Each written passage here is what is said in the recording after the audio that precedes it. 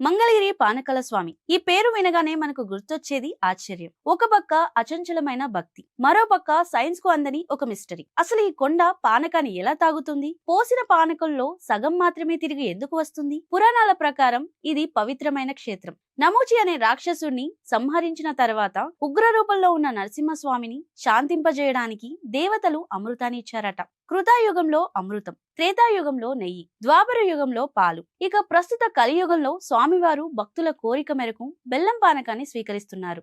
అందుకే ఇక్కడ స్వామిని పానకాల లక్ష్మీ నరసింహస్వామి అని పిలుస్తారు. అయితే ఈ వింత వెనుక ఒక సైంటిఫిక్ రీజన్ ఉందని కొందరు పరిశోధకులు చెబుతుంటారు. మంగళగిరి కొండ ఒకప్పుడు సుప్త అగ్నిపర్వతం. అగ్నిపర్వతాలు పేలకుండా ఉండాలంటే వాటిలో సల్ఫర్, కార్బోనేట్ వంటి పదార్థాలు చేరాలి. బెల్లం పానకంలో ఉండే రసాయన గుణాలు కొండ లోపల ఉన్న వేడిని తగ్గించి అగ్నిపర్వతం పేలకుండా ఆపుతాయని ఒక వాదన ఉంది. బహుశా మన పూర్వీకులు ఈ పద్ధతి ద్వారా ప్రకృతి వైపరీత్యాలను అడ్డుకున్నారేమో.